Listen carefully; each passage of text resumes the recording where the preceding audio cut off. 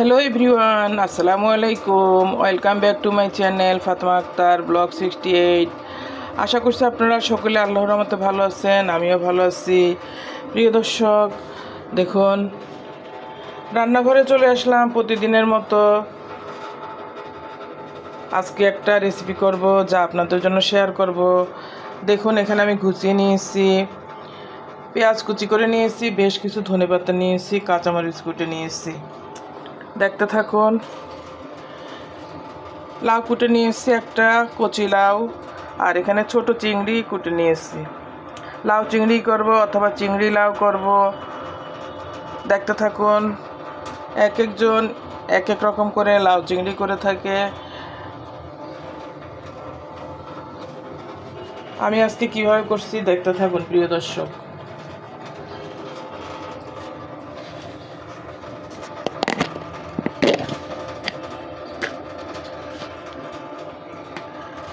এখানে আছে এই যে বাটা মশলা, আদা রসুন পেঁয়াজ হলুদ গুঁড়া মশলা, তারপরে দারচিনি নিলাম, 1 পিস দারচিনি দিব।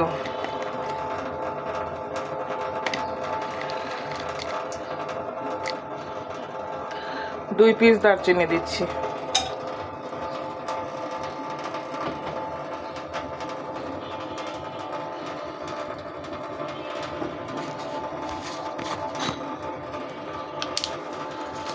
অল্প করে আস্ত জিরা দিয়ে দিচ্ছি।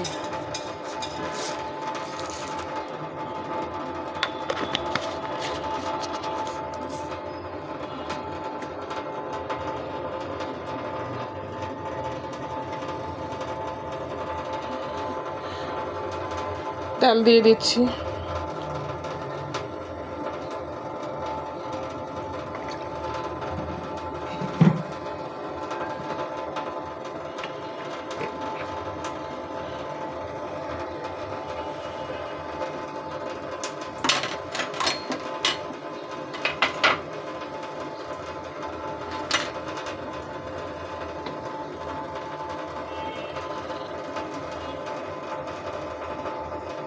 তেলটা গরম হয়ে আসলে জিরাগুলো ফুটবে আর দারচিনিটা একটু সুঘ্রাণ হবে। দারচিনিটা ভাজা হচ্ছে সাথে।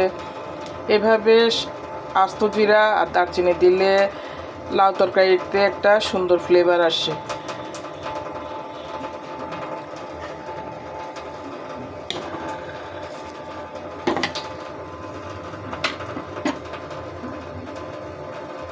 এবারে দিয়ে দিচ্ছি হলুদের গুঁড়া অ্যাড করে দিলাম।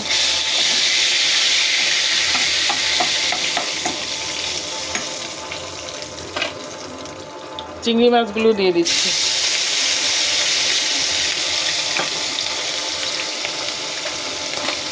এগুলো ছোট চিংড়ি, দেশি ছোট চিংড়ি। দেশি চিংড়ি দিয়ে লাউ রান্না করলে এটা খেতে ভালো মজা হয়। এই চিংড়িগুলো তো টাটকা থাকে, পুকুর থেকে ধরে নিয়ে আসে। একটু কুটতে কষ্ট হয়, ছোট মাছ তো, তারপরে খেতে টেস্ট আছে। চিংড়িটা ভেজে নিলাম। বাটা মশলা দিয়ে দিচ্ছি, আদা রসুন পেঁয়াজ।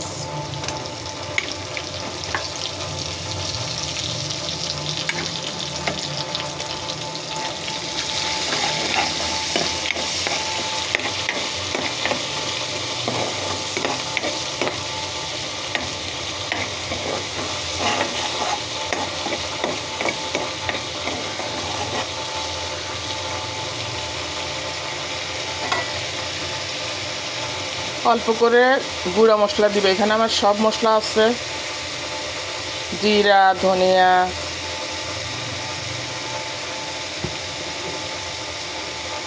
লং গোলমরিচ, মানে সব গরম মশলা একসাথে মিশিয়ে রেখেছি।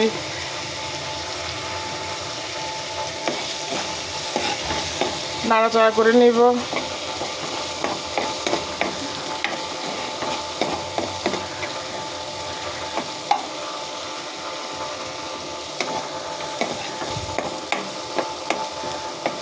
মশলাটা ভাজা হয়ে গিয়েছে, আমি এখন মাছগুলো ভাজা হয়ে গিয়েছে, লাউটা ছেড়ে দিব।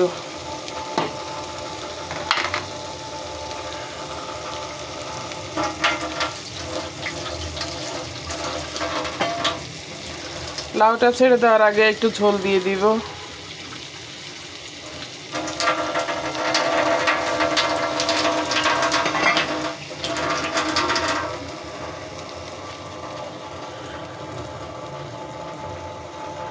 লবণ দিয়ে দিচ্ছি।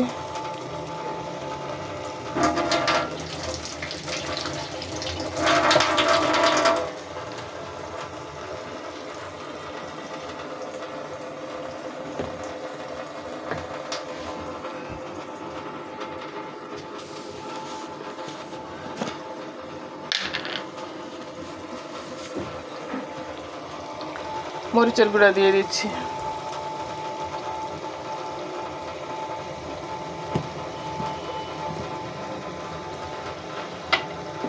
আসলে প্রিয় দর্শক, রান্না অনেকে মনে করে যে সহজ, আসলে রান্না করতে সময় লাগে, অনেক কিছু দিতে হয় একটা রান্নাতে। যে মরিচের গুঁড়াও দিয়ে দিলাম, পানিটা আগে দিয়ে দিয়েছি ঝোলটা যাতে লাউটা দেওয়ার সাথে সাথে সিদ্ধ হয়ে যায়, কারণ গরম পানিতে যে কোনো ভেজিটেবলস দিলে তাড়াতাড়ি সিদ্ধ হয়। পানিটা ফুটে এসেছে, মশলার সুঘ্রাণটা বের হচ্ছে। এ পর্যায়ে আমি আমার লাউটা ছেড়ে দিব।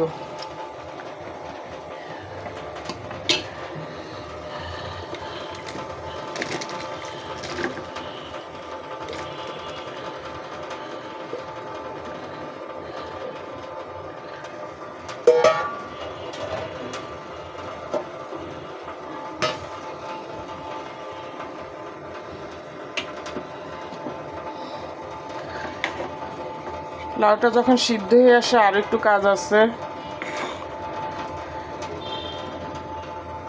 বাটা পেঁয়াজ, আদা, রসুন দিয়েছি আমি। এখন এখানে এই যে একটু কুটে রাখা পেঁয়াজ রসুন দিয়ে দিচ্ছি।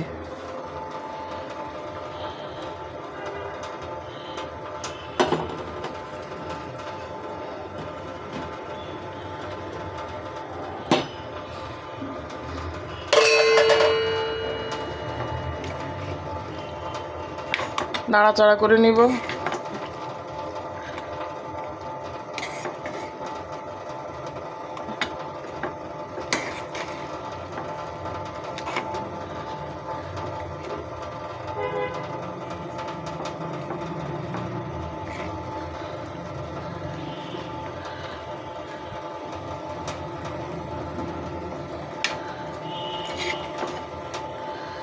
এটা আমি মাখো মাখো করে করব, বেশি ঝোল রাখবো না। লাউ থেকেও তো ঝোল বের হয়, লাউ একটা রসালো ভেজিটেবলস।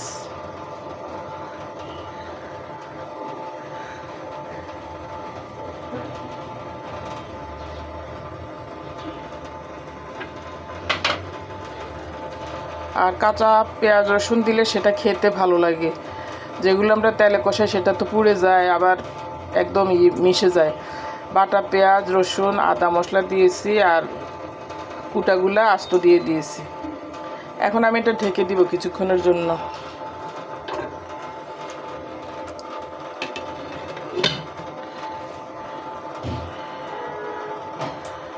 প্রিয় দর্শক,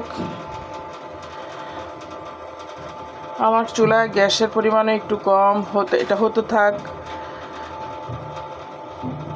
আমরা তো প্রতিদিনে নিত্য নতুন রান্না করে থাকি, এক এক দিন এক একটা জিনিস। রান্নার ভিতরে বৈচিত্র্য রাখলে ভালো, এক এক দিন এক একটা খাবেন, তাহলে রুচির পরিবর্তন ঘটে, আর স্বাস্থ্যের জন্য সেটা ভালো। আপনার শরীরে অনেক ধরনের ভেজিটেবলসগুলো যায় এক এক দিন এক এক রকম, আর একই ভেজিটেবলস খেলে একই রকম ভিটামিনটা শরীরে যেতে থাকে, আর পাল্টে পাল্টে খেলে আপনার ভ্যারাইটিস ভেজিটেবলস যাবে, আর এক একটা ভেজিটেবলসে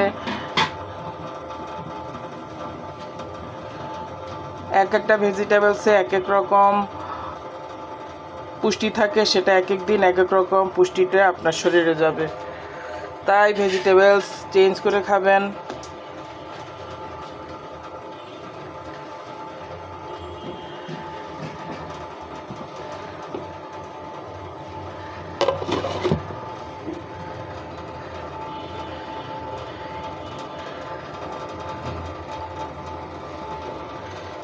একটু উল্টে পাল্টে দিব।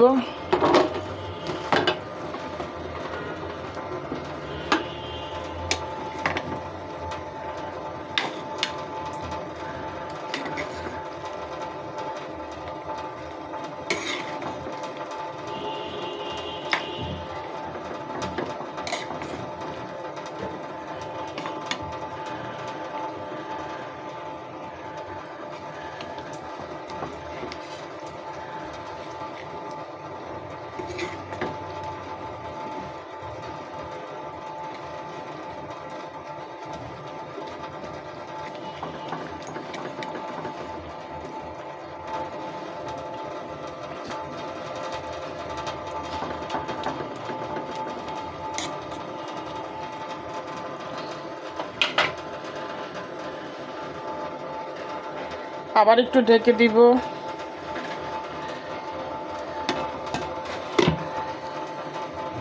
প্রিয় দর্শক, এই পৃথিবীটা ক্ষণস্থায়ী একটা পৃথিবী।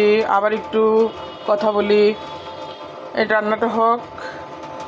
এই পৃথিবীটা ক্ষণস্থায়ী একটা পৃথিবী। এই পৃথিবীতে মানুষ সীমিত সময়ের জন্য আল্লাহ পাক পৃথিবীতে মানুষকে পাঠিয়ে থাকে। প্রত্যেককে একটা নির্দিষ্ট সময় পর্যন্ত আল্লাহ পাক পৃথিবীতে রাখবে। এরপর আবার আমরা তো আল্লাহর সৃষ্টি, প্রিয় বান্দা, আমাদেরকে আবার আল্লাহ পাক ওনার কাছে নিয়ে যাবে। এই পৃথিবীতে আমরা যারা আল্লাহর নির্দেশিত পথে চলতে পারবো, সৎ পথে থাকতে পারবো, আল্লাহর মমত্বটা আমরা পেয়ে যাব মৃত্যুর পরে। যখনই আপনার মৃত্যু হবে, আপনার ঘর থেকে আপনার রূহটা কিন্তু বের হয়ে যাবে। রূহটা আপনার ভেস্তে চলে যাবে অথবা দোজখে চলে যাবে। আপনি যদি আল্লাহ বিরোধী কাজ করে থাকেন, দুনিয়ায় গুনার পথে চলতে থাকেন, তাহলে আল্লাহ পাক আপনাকে পরকালে নাজাত দান করবে না, জান্নাত দান করবে না। আপনার গুনার পরিমাণের জন্য আপনাকে দোজখে ফেলে দিবে। কাল কিয়ামতের ময়দানে যখন হিসাব নিকাশ হবে, যার আমলনামা ডান হাতে আসবে সে বেহেশতি হবে, আর যার আমলনামা বাম হাতে আসবে তার সে দোজখী হবে। হিসাব নিকাশের পরে একটা রাস্তা পার হতে হবে, রাস্তাটা হলো দোজখের উপরে, আর বেহেশত হলো তারপরে। শেষ চিকন সরু রাস্তা দিয়ে যখন আপনি পার হবেন, তখন আপনার যদি বেহেশতি হন, আপনার যানবাহন থাকবে ঘোড়া, গরু, যারা কোরবানি করছে ওরকম বড় বড় ওই প্রাণীগুলোকে বিশাল আকার সুন্দর করে দিবে আল্লাহ পাক, যদি সে বেহেশতি হয়। ওগুলোতে চড়ে মানুষ ওই সরু রাস্তা দিয়ে, চুলের থেকে সরু হবে, ব্লেডের থেকে ধারালো হবে, সেই রাস্তা দিয়ে পার হয়ে বেহেশতে চলে যাবে। আর যারা দোজখী হবে তারা পা কেটে কেটে দোজখে পড়ে যাবে। দোজখীদের খাওয়ার হবে অগ্নি, সেখানে আগুন থাকবে, শুধু আগুন আর আগুন। পোকামাকড় থাকবে, সাপ বিচ্ছু থাকবে। দোজখীদেরকে সাপ বিচ্ছু, বিশাল বিশাল সাপ থাকবে, ওরা কামড়াবে, পোকামাকড় কামড়াবে। আর যারা বেহেশতি হবে তারা তো বেহেশতে চলে গেল। জান্নাতে যাওয়ার পর তাদেরকে স্বর্ণের বাড়িঘর দিবে, চেয়ার দিবে, সেগুলো হলো স্বর্ণের চেয়ার। স্বর্ণের চেয়ারে সে বেহেশতে বসবে। এরপর তার বাড়িঘর হবে স্বর্ণের, তার জন্য গাছপালা দিবে, পশু পাখি দিবে, প্রাণী দিবে, গাছে পাখি থাকবে, পাখিরা উড়ে বেড়াবে, গান গাইবে, তারপরে ফল ফ্রুট ধরবে গাছে, সে ফল ফ্রুট থেকে মানুষ ভক্ষণ করবে। আমি আঙ্গুর খাবো এটা মনে করার সাথে সাথে মুখের উপরে গাছের ডালটা চলে যাবে। পৃথিবীতে তো বাজার থেকে কিনে আনতে হয়, টাকা খরচ করতে হয়, সেখানে আর আপনার টাকাও খরচ করতে হবে না, টাকা পয়সা কিছুই খরচ করতে হবে না। আপনার আল্লাহর তরফ থেকে আপনাকে সে ফল ফ্রুট আল্লাহ পান করাবে, খাওয়াবে। আর দোজখীদের খাওয়ার হবে কণ্টক জাতীয়, কাঁটা জাতীয় গুল্ম পদার্থ। এটা হলো এক প্রকার কাঁটাযুক্ত গাছ। সে গাছের কাঁটাগুলো ফুটন্ত পানিতে টকবক করবে, সেগুলো খাওয়াবে আল্লাহ পাক। কালকে আমি দেখলাম 99 জন 100 জন মানুষের ভিতরে 99 জন দোজখে যাবে, একজন বেহেশতে যাবে। হাদিসে না কোথায় আছে, ইউটিউবে কালকে দেখলাম একটা জায়গায়। আর 73 কাতার হবে রাসূল সাল্লাল্লাহু আলাইহি সাল্লামের দল, মাত্র একটা দল বেহেশতে যাবে। পৃথিবীতে আপনি দেখবেন 10 জন মানুষের ভিতরে বেশিরভাগ মানুষ ভুল ভ্রান্তি করে, খারাপ কাজ করে। উত্তম মানুষ থাকে 1 জন 2 জন, সেই উত্তম মানুষগুলো বেহেশতে যাবে। বেহেশতি মানুষরা কখনো গুনার পথে পা দিবে না, সে কারণ গুনার পথে পা দিলে সে মনে করবে আল্লাহ তাকে বেহেশত দিবে না, আল্লাহর পথ হারিয়ে ফেলতেছে, যে এটাতে শয়তান তাকে দিয়ে করাচ্ছে, সে ধরে ফেলবে, শয়তানকে পরাজিত করবে, সে কোনো খারাপ কাজ করবে না, শয়তানের ওয়াসওয়াসায় সে চলবে না। আর যারা দোজখী হবে তাদেরকে দিয়ে শয়তান এমন কাজ করাবে, ক্ষণে ক্ষণে তারা শয়তানের ওয়াসওয়াসায় খারাপ কাজ করে ফেলবে, ভুল কাজ করে ফেলবে, যেগুলো সমাজের মানুষ করে না এমন কাজ করে ফেলবে তারা। চুরি, ডাকাতি, খুন খারাপি, মানুষ হত্যা, ব্যভিচার, যত গুনাহ আছে সেই গুনাহগুলো তারা আনন্দ চিত্তে মনে হবে যে এগুলোই উত্তম, এগুলো তার দরকার আছে, এগুলো করলে তার ভালো হবে।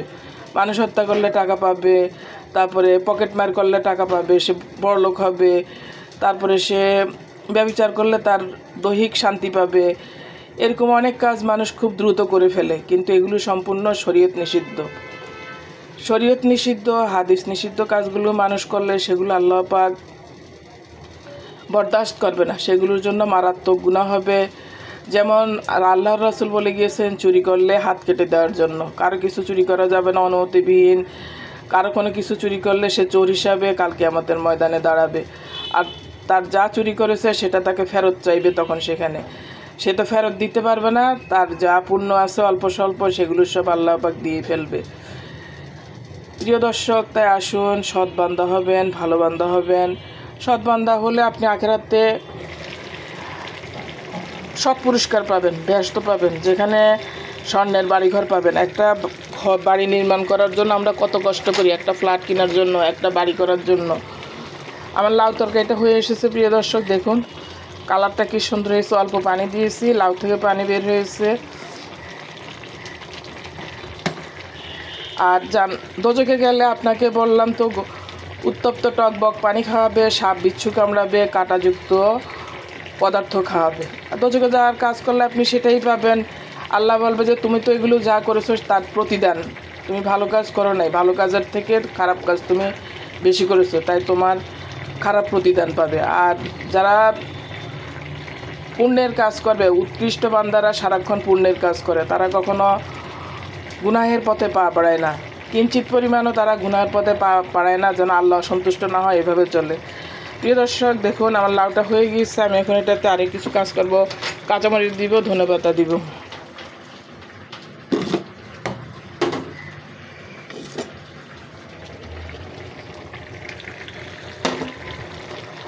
কাঁচামরিচটা দিয়ে দিচ্ছি।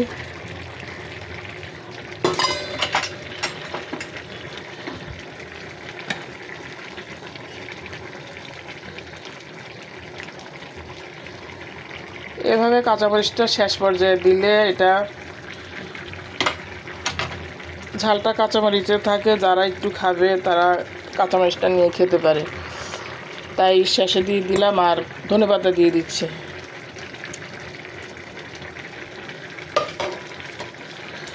তাই পৃথিবীতে আপনি চলবেন, সৎ পথে চলবেন, ভালো পথে চলবেন, গুনার পথে পা বাড়াবেন না।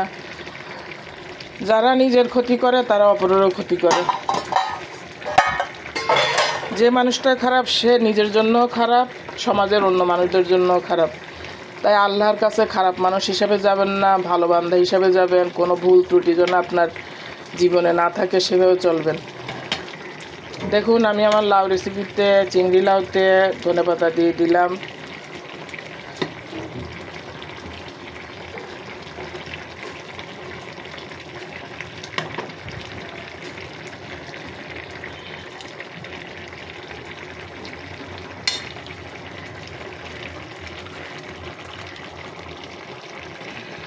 প্রিয় দর্শক, আমার রেসিপিটা হয়ে গিয়েছে আজকের জন্য।